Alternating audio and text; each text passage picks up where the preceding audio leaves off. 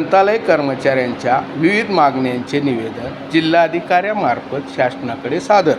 सार्वजनिक ग्रंथालय कर्मचारी विकास परिषदेच्या लातूर जिल्हा शाखेच्या वतीने ग्रंथालय कर्मचाऱ्यांच्या विविध मागण्यांचे निवेदन सोमवारी जिल्हाधिकाऱ्यांमार्फत शासनाकडे सादर करण्यात आले. यावेळी जिल्हाभरातील 250हून अधिक कर्मचारी बांधव भगिनी उत्स्फूर्तपणे सहभागी झाले होते. सार्वजनिक ग्रंथालय कर्मचारी विकास परिषदेचे संस्थापक अध्यक्ष सदाशिव बेडगे यांच्या निर्देशानुसार राज्यातील सर्व जिल्ह्यातून अशा प्रकारचे निवेदन शासनाकडे पाठविण्यात आले. राज्यातील शासनमान्य सार्वजनिक ग्रंथालय कर्मचाऱ्यांच्या 40% अनुदान वाढीचा शासन निर्णय लवकरात लवकर निघावा.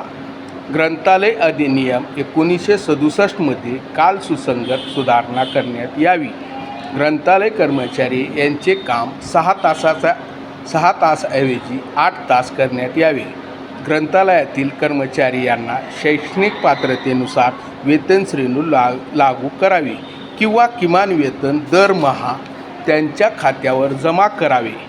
शासकीय अधिकारी व कर्मचारी यांच्याप्रमाणे शासनमान्य सार्वजनिक ग्रंथालयातील कर्मचारी यांना सेवा शर्ती नियमावली लागू करणे. ग्रंथालय कर्मचाऱ्यांच्या वेतनात दरवर्षी 10% वाढ करावी. विमा हॉस्पिटलच्या माध्यमातून ग्रंथालय कर्मचाऱ्यांना वैद्यकीय सेवेचा लाभ मिळावा. असंघटित कामगारांचा दर्जा द्यावा आदी मागण्यांचे निवेदन जिल्हाधिकाऱ्यांमार्फत मुख्यमंत्री, उच्च तंत्र शिक्षण मंत्री, आरोग्यमंत्री यांच्याकडे पाठविण्यात आले.